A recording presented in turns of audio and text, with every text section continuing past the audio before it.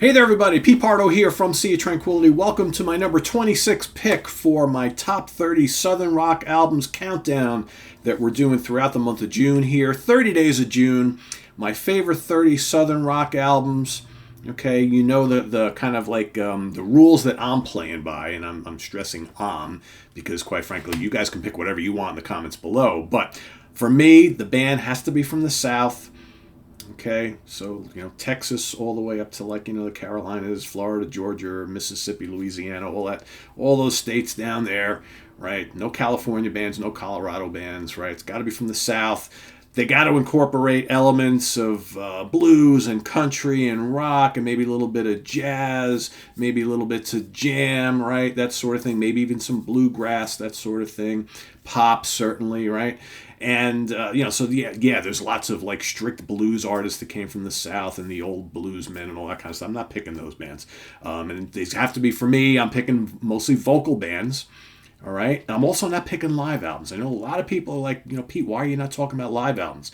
The reason being is that then automatically all my favorite albums from all these bands are going to be live albums because these bands were meant for the stage. Some of their greatest albums are the live albums that they have. So I didn't want to just have, out of 30 picks, 25 live albums. That doesn't really make much sense. I may want to do a separate show on the 20 best Southern Rock live albums at some point, but I'm not going to include them here. All right, I'm just going to do the studio albums. And for my day number 26 pick, I've got a pretty cool one. This is a band, this is their debut album from 1981. This was a major label band. They're from Warner's Grove, Georgia, something like that, somewhere down in Georgia. The band is Doc Holliday, and the album is their debut self-titled. I'm trying not to get some glare there. There are the guys in the band, right? So, of course, the original lineup that recorded on their first couple of albums, first two albums are dynamites. I decided to pick the debut, but we've got Bruce Brookshire on lead guitar and lead vocals, Eddie Stone on keyboards and vocals, John Samuelson on bass and vocals, Rick Skelton, lead guitar and vocals, and Herman Nixon on drums. That was the lineup for this particular album. And what a good one. This band kind of came on the scene, not a couple of years after the Lynyrd Skynyrd plane crash and just right after Molly Hatchet were already starting to kind of break. So, their sound is a little indicative of Hatchet, Skynyrd, Outlaws certainly as well, maybe a little 38 Special, but it doesn't really matter because a lot of the bands were making kind of similar type music and kind of sound the same. You have the dual lead guitars, which if you love twin guitar harmonies, loads of them here. Absolutely loads of them here.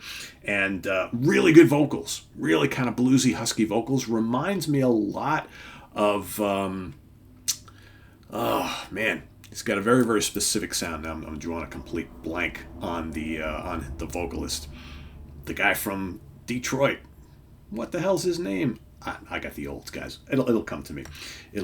Bob Seger. That's it. I pictured him in my mind before I started recording this episode. I'm like, yeah, don't forget to mention the Seger thing. And then when I want to talk about him, I'm like, that guy, what the hell's his name? Yeah, the vocals are very kind of like Bob Seger-ish, sort of. Got kind of like that husky, bluesy kind of tone. Really, really good. And a lot of really good rockers on this album. So we got Ain't No Fool kicks it off.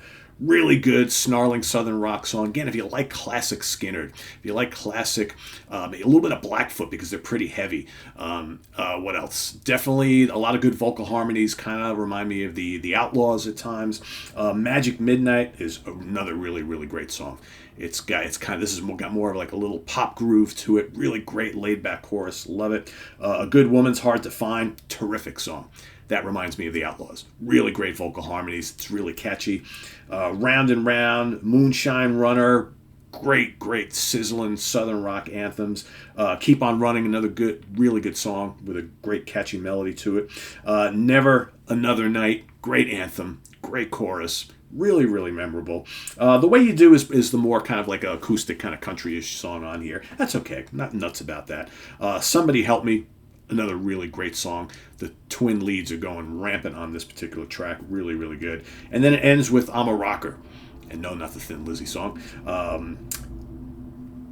But another really good guitar-driven supercharged and melodic Southern rock anthem. So, the regular album has got 10 tracks. They're really all very, very good to great. One or two are okay, but the rest of the album really, really strong. They would go and do a second album called Doc Holliday Rides Again, which is also really, really strong and well worth your time. There's really not that separates the first two albums. And then after that, they would go kind of completely off the rails for an album called Modern Medicine, which is pretty damn terrible and not Southern rock sounding at all. Horrible production. It just kind of totally changed the sound of the band. They would eventually get back to what they do best on subsequent albums after that and continue on with their classic Southern rock style. But I think, it's a really shame that this band didn't get bigger than they did, because I think they had all the tools to really, strike it a little bit larger with the mainstream, who really missed Skynyrd and were adopting bands like Molly Hatchet and 38 Special and whatnot, because they were out, they toured, they opened for Black Sabbath. Really interesting how on the Mob Rules tour, the openers for most of that tour were bands like the Johnny Van Sant Band and Doc Holliday, which who was the genius who came up with that, right? You couldn't get like Molly Hatchet and 38 Special and Doc Holliday and Johnny Van Sant Band out together, right, touring. That would have made a hell of a lot more sense. But or the Outlaws and what have you. Blackfoot were popular at the time as well. But they would throw a lot of these Southern rock bands on these bills with like heavy rock and metal bands, which is just like kind of head scratching, right? But yeah, Doc Holliday, self-titled debut, absolutely terrific album. Had to be on this list somewhere. All right, because I really do like this band, and like I said, their first two albums are quite good. This is my favorite of the two, but the other one is Rides Again is also really, really good. So for those of you watching, if you've never listened to Doc Holliday, the debut album, go check it out. Let us know what you think. Like I said, if you're a fan of classic Skynyrd, Blackfoot, the Outlaws, Molly Hatchet, that sort of thing, think of that, twin guitar, lots of fiery playing, up-tempo, raunchy Southern rock anthem songs with a guy on vocals who has a little bit of Bob Seger in his voice. Very soulful, very bluesy vocal style. Really, really good stuff. Really rocking album. Definitely good, but very accessible. There's lots of great melodies on here, lots of catchy tunes. So, and if you do like Doc Holliday, let us know what you think about this album. But more importantly, list your pick for day 26, or number 26, I should say, right? Number 26, we're counting our top 30.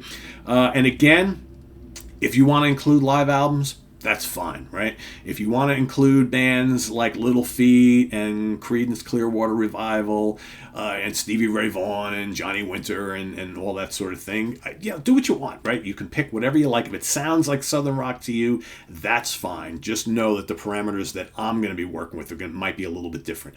I'm going to be a stickler with the whole being from the South thing and kind of including a lot of the elements that that I laid out. So, spoiler alert, you are going to see ZZ Top for me on this list, because I've always considered ZZ Top a Southern rock band, and they generally are classified as such, though they are much bluesier than most of the other bands. The Government Mule is very similar as well. So there you have it. Doc Holliday, pick number 26. Visit us on the web at www.seaoftranquility.org. We're on Facebook. We're on YouTube. All together all the damn time. Also, make sure you click the link below so you can go head on over to our merch page. We got this brand new Sea of Tranquility, very colorful moth design.